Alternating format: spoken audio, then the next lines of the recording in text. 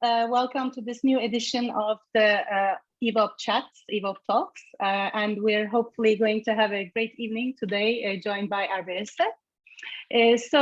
Some of you know me, but for those that don't, my name is Zeynep Yalom Uzun, and I'm a non-executive board director and board advisor. And also I volunteer to EVOP as the chair of the committee for individual memberships and events. And very nice to be here with you today.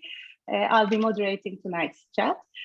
So before we start, maybe also give a view about how international we are and how spread out in the world we are. Maybe can I please ask everyone to write in the chat your names and where you're based, where you are today, actually. And I will start by telling a little bit about European Women on Boards. I see a lot of our members around, but for those that maybe don't know so much about our organization, we are a nonprofit organization based in Brussels. We founded in 2013. Since our founding, we've supported women's career development, and we've championed change across Europe through research, advocacy, and we worked together to achieve gender equality in decision-making levels across Europe. To do so, we have very different committees working on different things, such as the New Development Programs Committee that overlooks our new board readiness program and C-level program. We have local partnerships and memberships committees that are trying to grow our ecosystem by partnering with like-minded organizations. And we also have, obviously, members events such as this one, talks, workshops, networking events, and topics change change a lot from getting your LinkedIn profile and personal brand ready for board mandate to championing diversity and inclusion at board and C levels. And we have at least one public event per month. And we recently started to have in-person events as well. We've had an in-person event in Prague, Paris, Brussels, and we're getting ready for one in London, just in case you're based around there. We now have a community of around 500 members and take a very active role in organizing, supporting these events.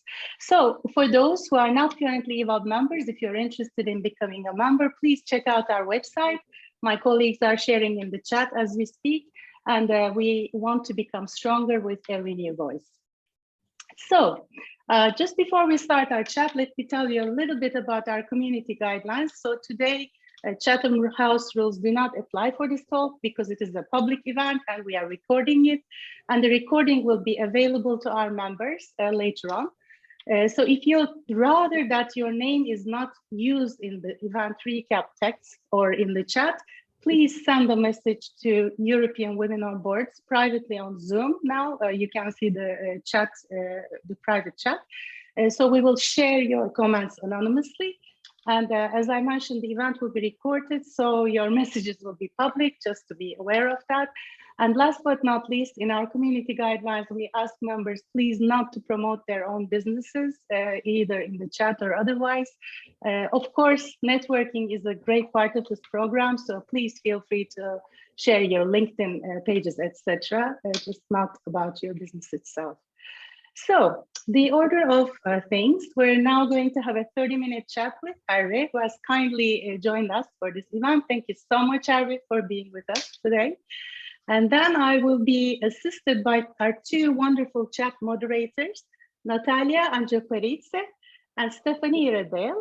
I hope Stephanie has joined us as well. Stephanie, can you wave if you're here as well? Well, I hope she will join us in a little bit. I am here. Oh, you're there. Perfect. Yes. Okay. Great. Good to have you, Stephanie. Good to have you here. So after the 30 minutes of questions to Hervé, please start putting your questions in the chat. Stephanie and Natalia will be voicing your questions for you to Hervé, so we can be very interactive. We like to keep things interactive. So 30 minutes with our questions, starting off with our questions, then your questions as well. And then last but not least, there will be a private networking session with Hervé, as always, at the end of the chat. We still have a few spots left for that in case you'd like to talk to him within a smaller group. You can certainly sign up. So please do send a chat message to European Women on Boards privately on Zoom to make sure that you've signed up for that in case you'd like to stay for the 30 minutes after the event. So going on now to our guest. First of all, thank you so much to Zana Aston. I hope she's on the chat. Zana, thank you so much for introducing us to Hervé. I've already had some conversations and we're in for a treat. I know that. And maybe just a little, thank you. And maybe just a little bit about Hervé. With over 20 years of international experience at executive level, combined with an executive MBA at Tech School, Hervé Essa has conducted corporate mergers and acquisitions.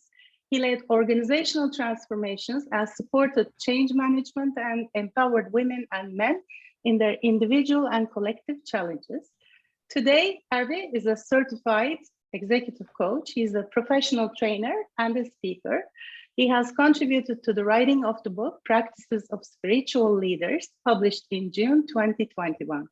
He is also a member of the board of Strategic Club of HEC alumni. He is directing this talk to those who wish to move from an automatic leadership style towards the conscious leadership, love that wording, by a sustainable change of mindset. So thank you so much, Hervé, for joining us today. Great to have you.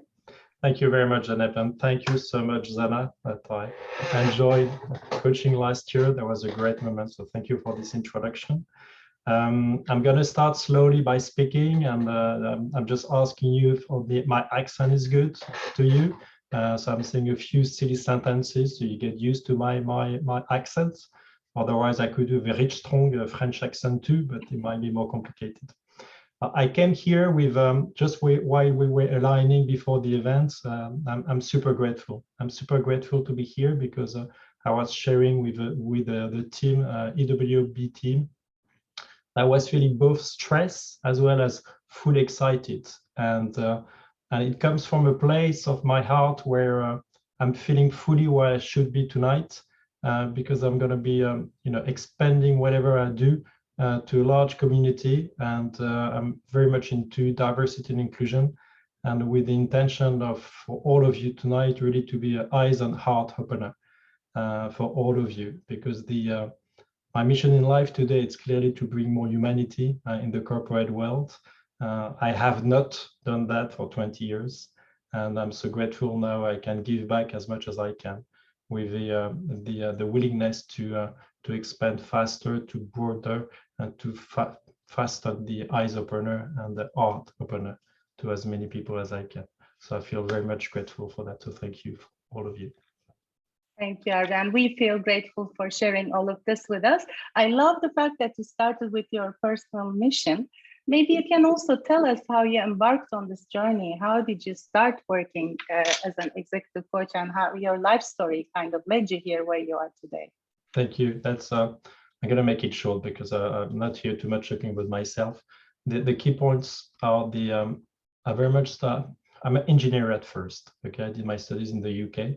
And after those 20 years, I did a bore out, not a burn out, but a bore out. And that was at the time I was starting the executive MBA in 2015 at HEC or HEC school in Paris. And that executive MBA has been the tree hiding the big forest or the bore out in front of me. And after those 2 years of executive MBA, I went back to work. I was working at the same time actually. And then I discovered a huge forest in front of me, shall I say the big fall in front of me, that the burnout came. And the change of CEO in the organization, I was not aligned anymore. I was not feeling empowered anymore. And I felt like after working, doing M&As, working internationally, traveling, climbing huge mountains, fully empowered in what I was doing, I was like, what's the point? Why am I doing all that? Doesn't make sense anymore, not at all. So I went through where I tend to say a big desert, a place where for a couple of years I've been wondering myself, what shall I do? And then that was the moment where I did a neuro-linguistic programming training, so NLP, that I wanted to do for years, that I did not succeed doing before then. And because things happened at the right time, it just lightened my little fire within me, and I suddenly became fully aware what I wanted to do, and I just engaged fully, gear one, starting my new life, discovering all the pleasure I was getting of supporting people, helping them discovering who they are, embodying the type of leader they want to be, and having an impact on the world about more like sustainable world, about the environment, but more likely also about the social aspects. So I faced myself those hard moments where I was discovered myself I was not doing that at that time, and now I'm fully engaged into making it happen, because as we tend to say, we are only visitors on Earth. So the last time I will be closing my eyes, I want to tell myself I did my job the most as I can to make it nicer for everyone. And this is where I became basically today executive coach. So as you said, you beautifully described. Thank you. That's beautiful. Thank you, Hervé, for sharing that with us. So something that I also sometimes get confused, and I think a lot of people get confused, is what exactly is C-level coaching and how is it different from mentoring that we also hear a lot about? Thank you. It's a good question, because there are lots of confusion most of the time. And I will start by what is coaching. Sportive coach, mental coach, how to speak coach, public speaking coach, everybody is called coach. So the first thing is what is very important. It's about what is coaching and certified coaching. So I'm going to read to you the definition of the International Coaching Federation. For those who don't know, it's an international federation across the world where we are all registered as being coach if we subscribe to it, and if we have done a coaching course that is ICF compliant. And they define coaching as a partnership with clients in a thought, provocative, and creative process that inspires them to maximize their personal and professional potential. The process of coaching often unlocks previously untapped sources of imagination, productivity, and leadership. So it's not from me, it's from ICF. But my definition, I will add to that. Coaching, it's also about creating a safe container where the coachee can feel safe to explore herself, himself in a fully confidential and psychological safety environment. It's all about the trust. It's all about making the coachee aware of unexpected resources and giving the ability, once discovered, it's how to use them. And another way of saying it simpler, it's creating a better version of yourself, or a better version of ourselves, shall I say, same to me.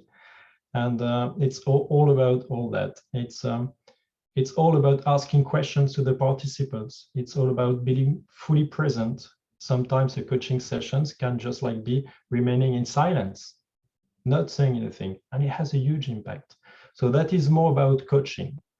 So now between coaching and C-level coaching, from the coachee perspective first, from a coach, I would say from the coach perspective first, my vision would be more that the coach has had a C-level experience at first. So it better understand what is at stake for the coachee.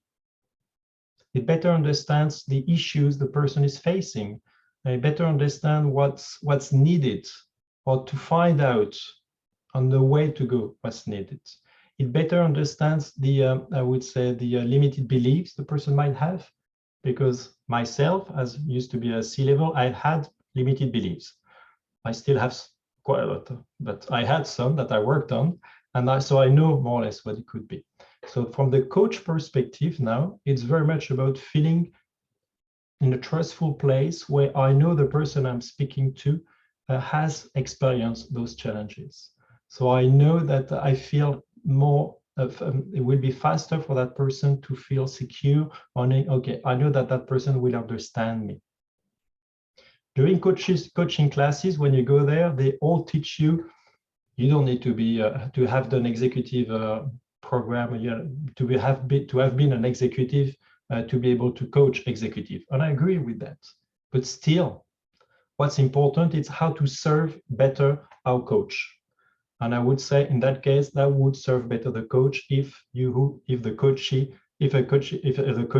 coach has had an executive experience, but it's not mandatory. So I would say that's the first pick. The second main difference, I would say, it's to be able to bring a more international aspect into it, a more holistic and systemic view of what's happening. What is at stake for C-level? Most of the time, it's I need to understand the organizations, people I'm working with, people I'm working for. I need to understand what is at stake for the organization within the environment the organization is. So I need to manage lots of information all the time, and I don't know which information I need to take. So it's to help the executive to be more focused and to help the executive being more, I would say, aligned with himself, with herself, to know where to search and to have a faster approach. And in terms of what you might be facing, most of the time executives are facing loneliness. They're facing high pressure. They're facing difficulties to balance between personal, professional life. They're facing the complexity of taking a decisions that will impact one person or 1,000 people or even more. And they're almost most of the time alone doing that. So that offers executive coaching, offers to the coachee a slot dedicated to herself, to himself, where they can feel free to speak, to share, and to experiment a new version of themselves. To experiment a new version of themselves, but still being fully secure. And it's all about working from now to the future. How do I build the future? How do I create my future? And to finalize the question with the, I'm a bit long on this one, so I should go faster. To go faster on the mentoring, what's the difference between executive coaching and mentoring? It's coaching is, I've succeeded writing a sentence that I feel was great. Well, that's my perspective. You tell me after how you feel. It's coaching, it's more working on who you are than on what you do. Coaching is more working on who you are than on what you do. Whereas mentoring will be focused on what you do based on who you are. Mentoring will be focused on what you do based on who you are. So what does it mean? It means that mentoring will require the coach to have a better understanding and expertise in the field where the coachee or the mentoree is. Like it could be like a sector, market, position, like have been a financial or have been a head of marketing, head of communication or else. So it brings the different aspects. Main difference is also it's what is the objective. In the coaching sessions, usually it's between 6 to 10 coaching sessions. We do a first session that defines the final objective. And each individual sessions address a specific objective that serves the global objective. Whereas mentoring, it could be a long-lasting process. It could be like 6 months, 12 months, 18 months. There is no specific objective when the person comes. It might be just a challenge to overcome. And the person might want to have a different perspective of that challenge. I have, for instance, an executive in German Switzerland that for been 12 months now. And every time she comes, she has different aspects. And actually, the last time I coached her, she came with, I don't know why I came today. I have nothing to say. And that was the most powerful coaching session that she never had. Because from that discussion, she discovered that she was like tired.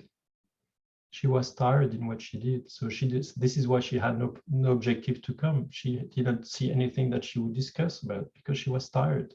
She had no more energy about how do I move forward. So the coaching session was much about that. So that summarized briefly to some extent between coaching and mentoring. Maybe I've been talking a lot. So maybe on the chat, if you want to say, is that clear to all of you? Yes, no? Well, for me, I can say at least it was very clear, and it was also very inspiring. I love this thought about being your best self. I suppose who can argue with that, right? And also, please, guys, on the chat, if you have any questions, we will be going to your questions very shortly. So please do keep them coming. So, Hervé, we're going to keep you talking for a little while longer. Now that you explained the differences between C-level coaching, and mentoring, what do you think is the biggest benefit of coaching coaching for the C-level. So how does it help women to overcome difficult decisions, situations, etc., that they face in their careers? As you were asking the question, I was like, it feels strange because usually it's me asking questions, not me answering questions. But that's the other way around. Yeah, today is the other way around. I'm so sorry. No, it's perfect. Tables have turned. Because I hate having a dogmatic approach, top down. But so you can ask us questions as well. People have been answering in the chat. We see a lot of clears as well. So if you have questions, please keep them coming. Well, I will try to answer questions by coaching you all at the same time. Well, first of all, I would say coaching is a must for everyone. Okay, it's my job. It's normal. I said that. But yeah, honestly, coaching should be a must for everyone. And today, about 80% of my coachees are women, individual ones. And the funny part is that the two last boards with C-levels I've coached, team coaching, the first one was like 7% was 5 women, and the last one, 10, it was 8 women. So even my boards now are becoming more, I would say, with more women, which I feel amazingly great because it changed completely the atmosphere. It's so much greater. And I would say, to answer the question, which was, do you think coaching must be a must for women? I'm stating at first that all my coaches are women because they are. What I'm going to be stating to you, it comes from a place of my heart and not from my mind. I'm going to share that with no judgment. It really is based on facts, what I'm observing of people I'm coaching, women I'm coaching. And they all come from a place where I've been successful. I've been a great leader. I had great results. I push hard myself to be on the top.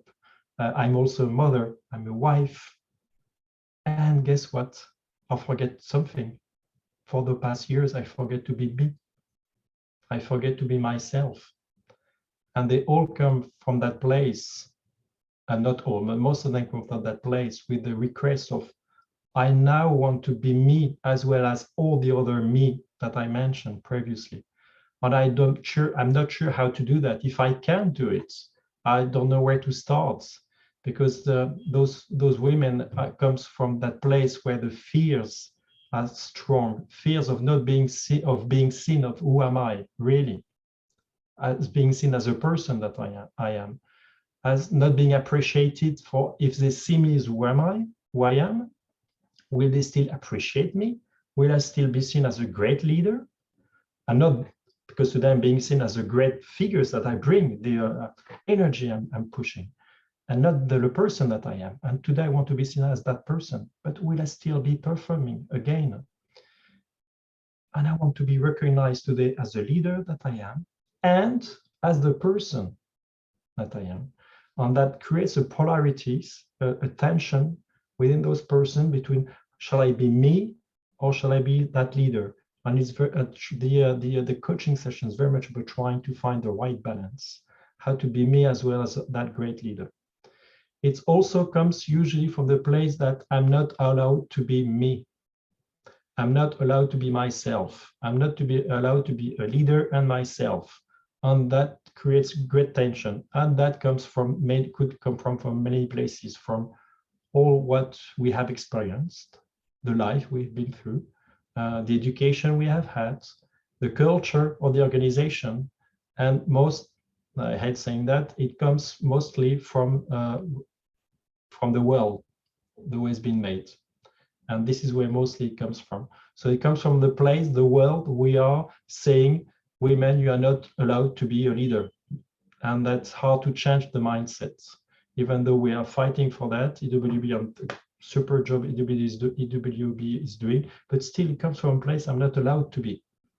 So why should I be?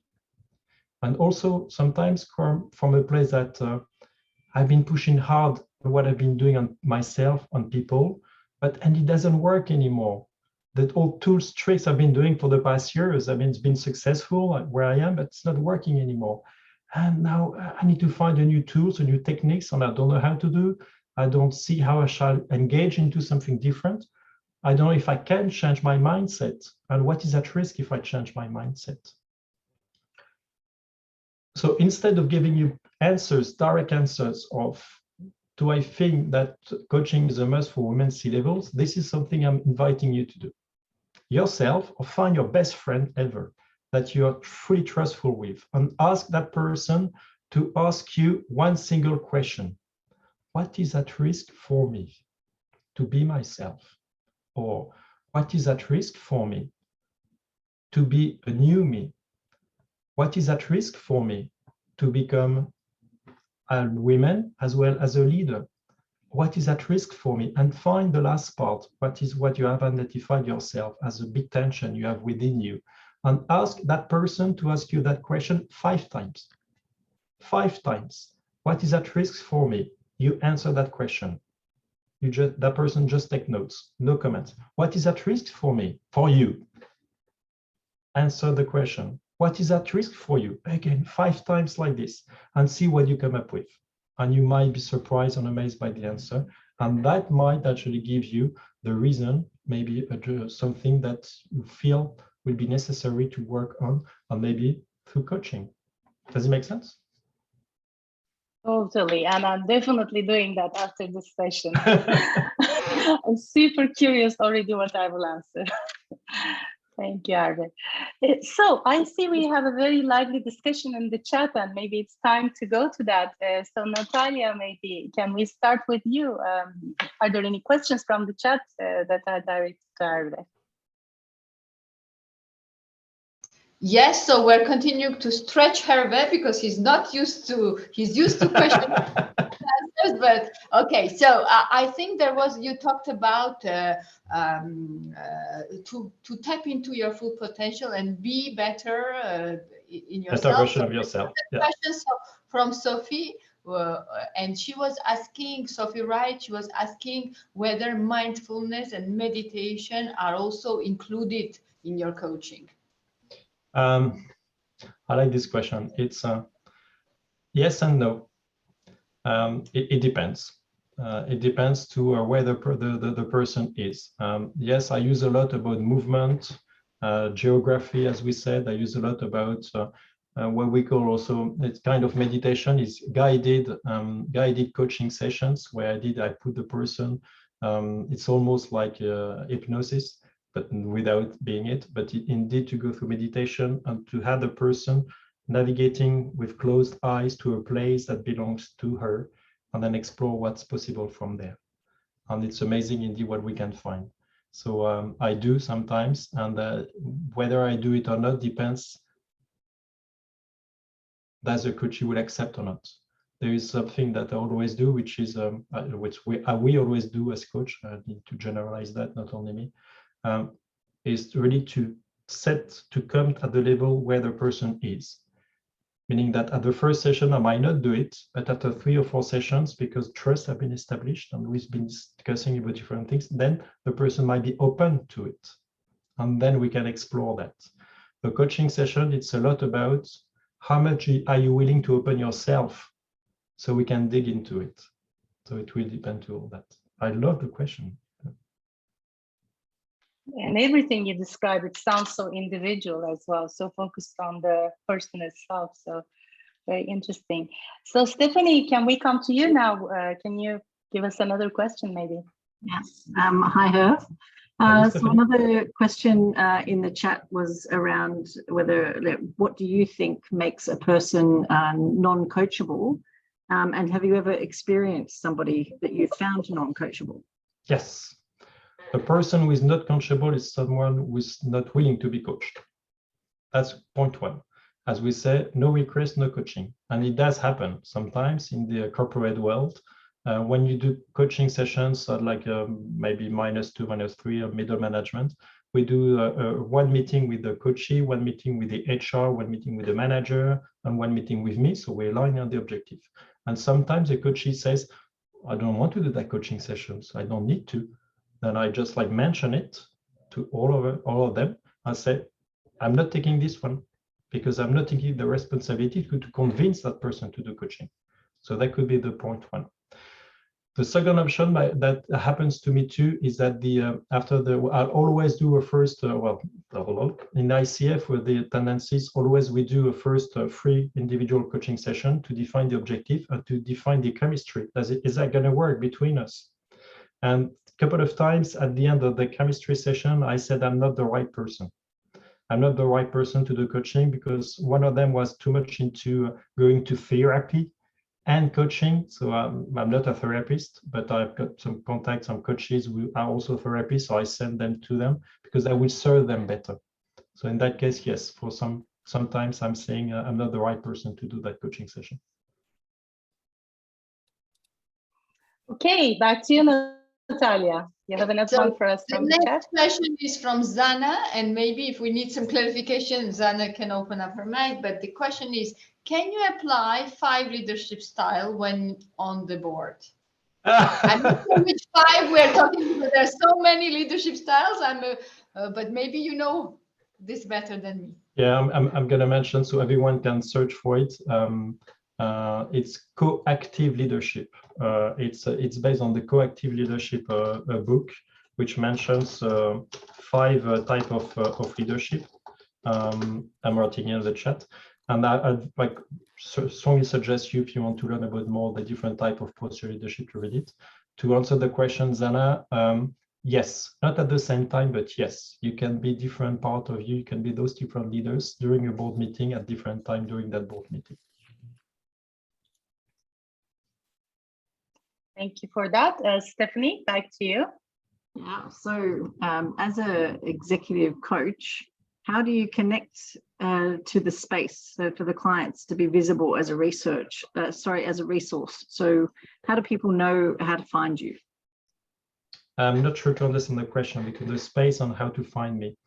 Yeah, so I think the question's more about how do people connect with you? Is it something that they're assigned to by their manager or HR, or is it something, do you have a website?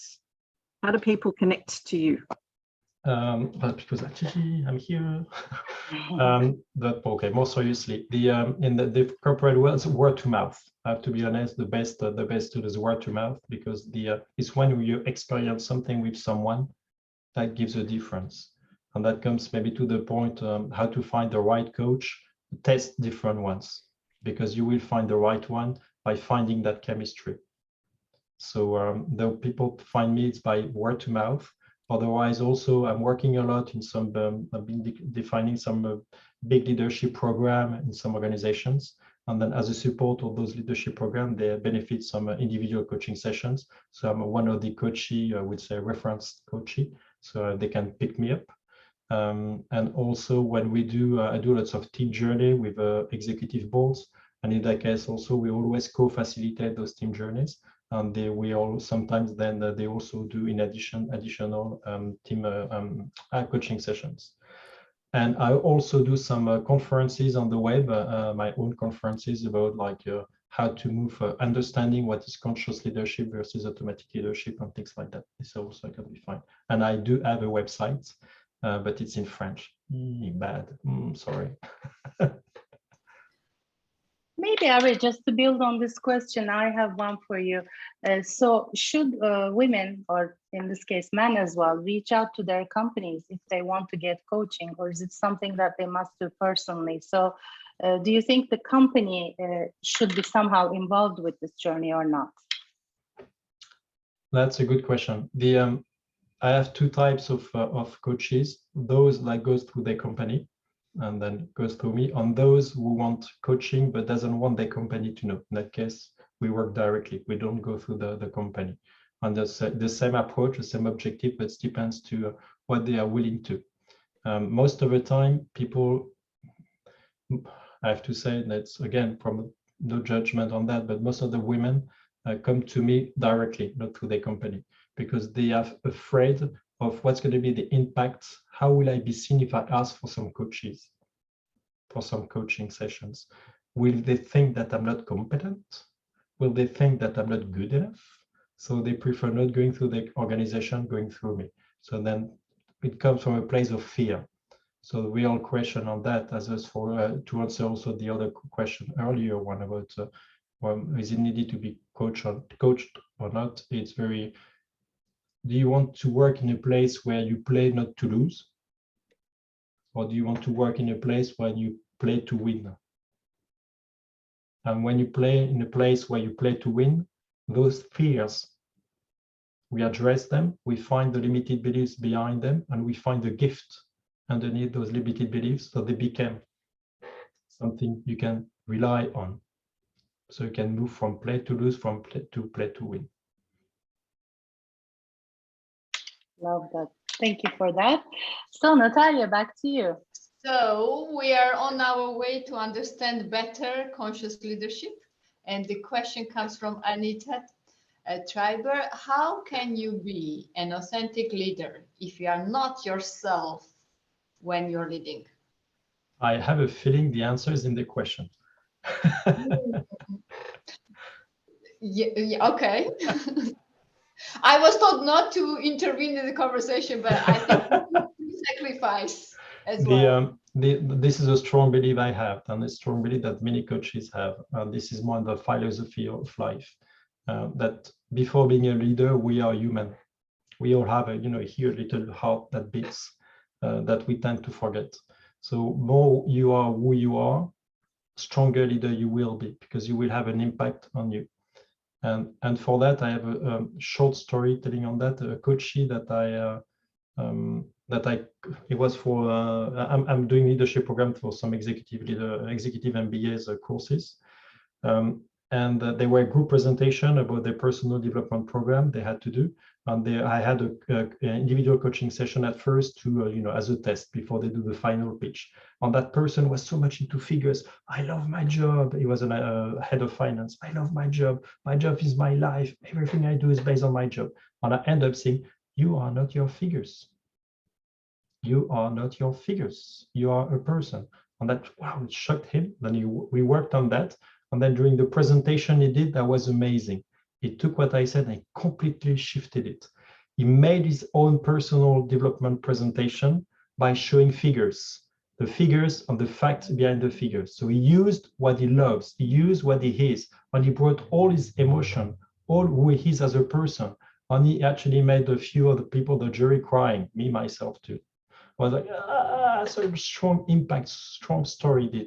And that was such a powerful leadership, a powerful person we had in front of us, full of authenticity, but still we could see very much anchor, and we wanted to listen to him, and he was inspiring the way he did that.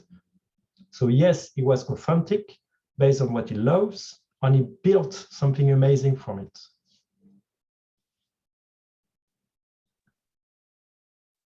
Amazing.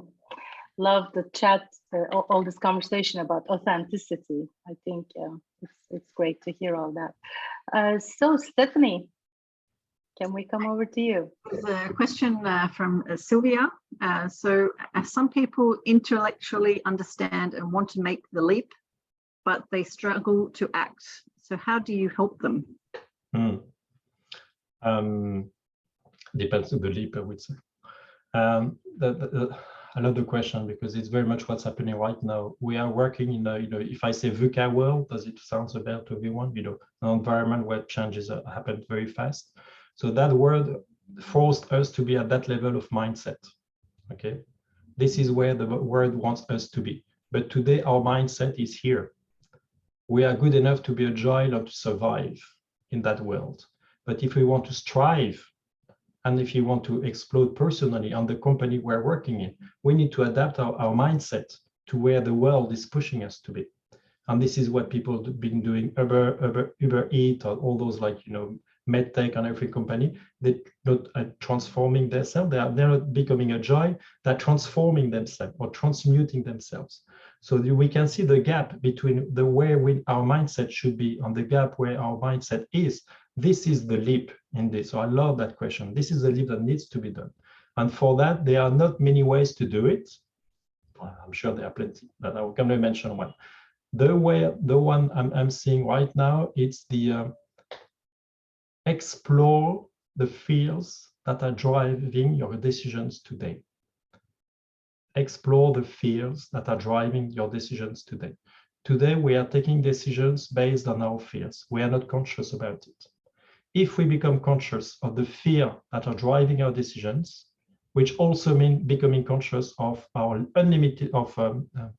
limited beliefs, because fears come from limited beliefs most of the time. So if we are becoming conscious of those ones, then either we decide to change and do differently and do that leap, or we decide to stay where we are, but at least we're becoming conscious. We are becoming conscious that if I take that decision, that will be based on the fear of, I'm going to give you an example right away. If I take that decision, it's a decision that I'm taking based on my fear. I know about that, and it's okay. And it's okay as long as you know about it and you take it consciously. And sometimes you might decide, no, I'm not letting the fear driving my life. I'm taking control back on my life. And then you do that leap. And it could be, for instance, it's very simple examples. You're in a board meeting, okay? And suddenly someone is proposing to do something like, let's try to move into that market, which might be a market where, or to that country. I'm going to be extreme on this one to show the example, but very much extreme. I'm going to want to move to the golf, for instance, one of the golf, it happens to one of my coaches who I'm mentioning this one, to the golf country. And then the person said, internally, she said, I don't want that we do that. I mean, look at what they do to LGBTs. Look at what they do to women and so forth. No point we're going to expand to that. This is not in our culture. And she said nothing. And she just like, and then she was tears inside because she took a decision based on her fear. What's going to happen if I open my mouth? Am I going to be fired? Am I going to be like for an extremist? I fight for this. Yes, she fights for it, but she's not fighting in the right place for it. So her decision was based on fear. And I'm very strong on this one. I'm giving an example which is extreme. So you understand decisions driven by fear, what could be the impact? Am I in full integrity with who am I? Or am I letting people influence who am I and taking decisions on my behalf? But then I need to cope with that. I've been a bit long on answering a simple question. Sorry. No, it was a great. Yourself. Yeah, it was a great answer. It was, I think, very thought-provoking. So you think we can get rid of all these fears and all these limiting beliefs? Yes, it takes time. I still have quite a few myself. The stronger fear I have, for me, it's not to be loved. So I think you might have guessed that it's not to be loved. So sometimes I'm not saying anything to say, oh, if I say something, they might not love me. So that's one of my biggest fears, I have to be honest. I'm sure many of us share that with you. So, all right. So we have a very lively chat. I hope you're still feeling your energy. So Natalia, may I come to you then for the next question? Yes, so we have a question from Ricardo. How much NLP helps in your coaching activities? That's a hard one, because that's a hard one because I did NLP coaching, executive coaching, leadership. So I keep training myself all the time. So now it's more, what I do is more a combined version of all those trainings. That I'm embodying, and then I adapting them based to who am I. So you put everything in a shaker. Wow, this is Hervé with all you can do today. Tomorrow will be something else. But NLP, I'm using a lot of techniques. The NLP, I'm using a lot to read the people movements. Just to give you a hint, when we talk, when we communicate, 7% goes through the words. So meaning when I speak tonight, only 7% of what you get is from what I say. And 93% is from my silly things I do, the way I speak, the tones I'm using, if I speak slowly, if I speak fast. So I'm using a lot of that to understand what's happening, and then to feel what's happening and to use the energy for individual coaching as well as a lot for collective coaching. It's a lot at the end, using that to get my own intuition, to connect to myself, to connect to the person, and that is a lot through NLP also. Thank you for that. Stephanie, anything more from the chat? Yes, there is. And I'm going to read this. It's from Sylvia. As a bicontinental, I see the huge cultural differences that drive the themes. Am I wasting my time helping to break through that mindset? But the business world is global and Anglo-Saxon driven and fast changing, as you noted. So are we wasting our time trying to break this mindset? Are we wasting our time to try to create a better world? And this is how I understand the question. And when you phrase it like that, I think we all have the answer. There's no need to say it.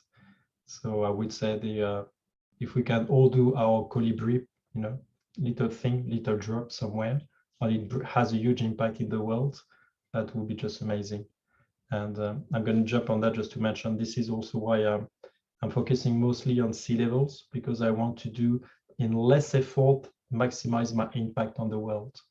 And if I work more on the, I would say, top executive, I will have an impact on the organization afterwards. So by changing the mindset of the executive, I'm changing potentially the mindset of the level below, and then the below, and so forth.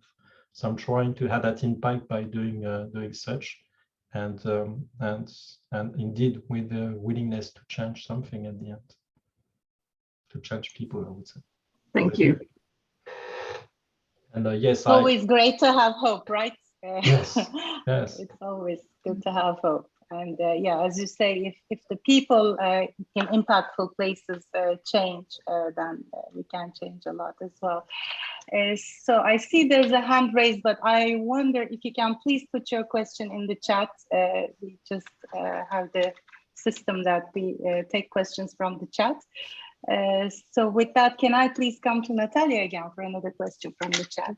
And another question from Sylvia.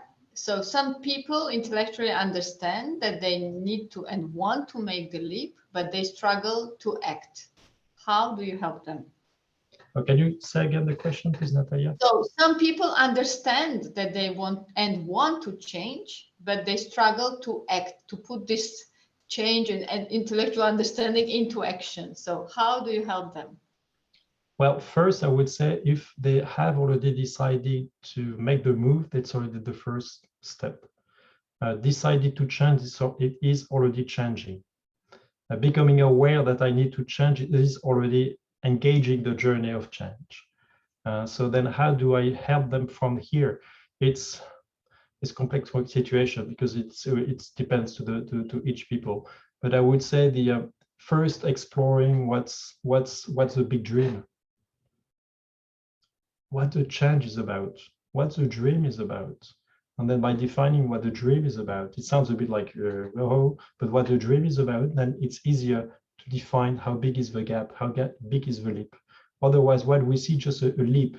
I'm telling you, or jump up, about that, I don't know, a big stone. I don't see how big is the stone. How can I jump in the dark? But if you see the stone and you see the size of a stone, it's already easier to jump because you know the effort you will need. So first is to define where to start, where to go, and then we define how to move forward. And sometimes it's just by making, not sometimes, almost all the time, one step at a time. And the step that the person will do is the step that the person is able to do at the time that he has to do it.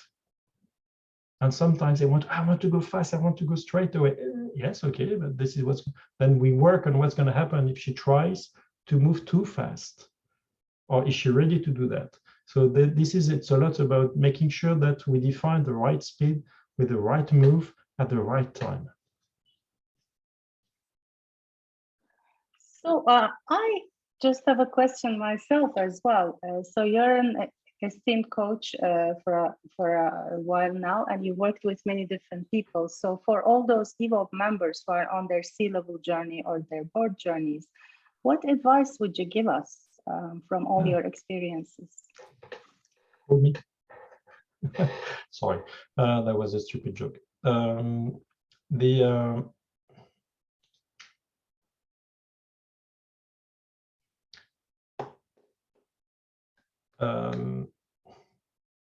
It's all about you, as you might have guessed. This is my approach, working on who you are as a person before working on which leader you want to be. because I'm also strongly convinced that we are all leaders. It's not because you are C-level, you are a leader. Everyone is a leader. That's a fact. So I will really start engaging that person to write down, start your own narrative, who you are, and don't try to complain the way things should be done. Start by maybe take a piece of paper, take some time, free off, like under a tree, whatever, and just write down your own narrative. Something else I could also say, it's to an advice, it's step into being a trailblazer. Step into being a trailblazer. Be the first one to do what you want to do. Dare, to make it simple, dare to be you. Dare to be you.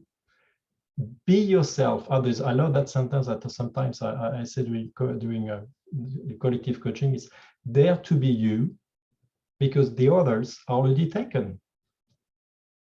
So there's no point trying to be the other, to be like this. I like that leader. Great. I'm taking this from him, this from her, this from that person. And who you are, what are you taking from you? Just be yourself and dare to be. And we are all within ourselves, whatever it needs to be happy, whatever it needs to be super happy, I would say, to be good performance, to be loved, and to love others. And I would say the first advice, yes, that may be the strongest one. Start loving, but start loving yourself. We sometimes tend to forget to love ourselves. And by doing so, that might already have a big impact. I love the fact that you're using all these words that we don't hear so much in a business setting, such as love and heart and, daring to be yourself. I really love it. Thank you, Hervé. So, Stephanie, can we come back to you for some more from the chat? We have a couple of minutes. I think we can take like 2 more questions. Yes, there's a message or a question from Sophie Wright. Do you coach mostly online or in person? And if it's online mostly, how do you overcome the complexity of the NLP component? So how do you read people effectively online? It's a good question. Just before answering from what you said, Zeynep, I'm just going to add something. And I'm going to take my hat that I had before being coach. Everything I do, it's about having people discovering about themselves, becoming a better version of themselves. But at the end of the day, it's also to service the organization we work for. Okay, it's linked to the performance. So I'm not just like doing you, love yourself, be happy. It's also based on it's also to have an impact on the performance of the organizations. I'm still having that in mind all the time too. But I'm having the performance of the organization as being an impact on what people do, not an objective, what people should do. That's a slightly different approach, but I have that in mind all the time. And to answer the question, I used to do a lot of line. COVID went through that, helped me a lot on that. So today it's mixed. I'm working a lot internationally. I have some programs that was like in Singapore, London, everywhere. So all those ones are online. But now the presential is coming back a lot for individual as well as collective coaching. When we do team journey with executive, it's always live because it's a journey that people are going through for 2 or 3 days. So we do it live. And the question is, how do I read through emotions? How do I read through people? How do I use different techniques and tools online? It works well, I have to say. I was very much surprised. I have to be honest. I was like, oh, is that going to work? But when in our job, when we are fully present, when we are fully connected to the person we are coaching, that person could be online, that person could be next to me. We still have those feelings going through. And I'm still able to read what's happening to that person, even though she's online. And in terms of NLP, when I need to have a person like doing movements and everything, well, I'm just asking that person, step out of the chair, move. And sometimes I do them silly things. And they are, when you're with a top executive managing billions, and you tell that person, do like this, like, okay, yes, okay. And it works. It's beautiful, even online. So no, it's I do both, and I thought it would have been challenging, but it's still working quite powerful. So, Natalia, can we ask the last question from you? It's a comment which I will try to bring as a question. It's from Angela Hornberg, and this is quite Giordano Bruno has been killed because he was trying to break a way of thinking and many others. So Angela is referring that it's quite difficult and it's not an easy game. So where, if we still want to be Giordano Brunos of today, where do we find the strengths to fight? Or not? Yeah, oh, I like that one. Or not, indeed. The whatever strength you will find, I'm going to be consistent. I think on this one is it's within you. Whatever strength you will find, it's within you. And the question is how to unleash it. And I will use like something about transactional analysis that I feel is so powerful. Another tips I'm giving you, it's a triangle. It's whatever you do, find the power to do it. Once you have the power to do it, give yourself the permission to do it. And once you have given the permission to do it, protect yourself. Let's take a very silly example. When you cross the street on the red light, the light is red. So I'm French, so I'm crossing the street at red light. I know that's bad, but I'm French. French hat. What's happening? The first thing is I'm giving the permission myself to cross the street. And I'm giving the permission, I'm giving the power. So I'm deciding to walk, I'm giving the energy to do that. But I'm also protecting myself. I'm just making sure there is no car coming. So I'm protecting myself, taking the power within me, and still giving myself the permission, knowing the potential consequences of that permission. There's a cop behind, I might be caught and I have a fine. It's okay, I take consciously that decisions to do it. So by working on those 3 P's, permission, protection, and power, that will allow you maybe to better dare and better be yourself. I hope it helps. Thank you so much. Yes, Hervé, amazing. I know that we have still many questions for you, but I don't want to go over our time. So first of all, thank you so much. I think it was a very inspiring conversation. I hope everybody's leaving with some inspiration for their own. With that, I want to thank everyone who attended. You actually got a survey in the chat about the event. So if you would be so kind as to fill it for the next couple of minutes, we would really appreciate it. I want to really thank our 2 moderators. Ladies have done a brilliant job, Natalia and Stephanie. Thank you so much for stepping up. And we're always in search of chat moderators. So let me advertise a little bit for the next chat. If you want to be a moderator, please let me know. And of course, last but not least, Hervé, really thank you so much for being with us, for your time with us, and for all the great inspiration you've given us. Oh, thank you. It's me. Would like to thank you all. Thank you, EWB. Thank you, Zenet. Thank you, Zana, again. Yes. Thank you, Natalia, Yes. Stephanie, and Line for having setting that up. I'm super happy, super grateful. You made my heart beating strong tonight, so thank you for that. And I hope I've brought to you something, and thanks to tonight, you have discovered something. And I hope that my first intention, being a eyes and heart opener, has been successful. So thank you to all of you again. And I hope you're seeing all the comments in the chat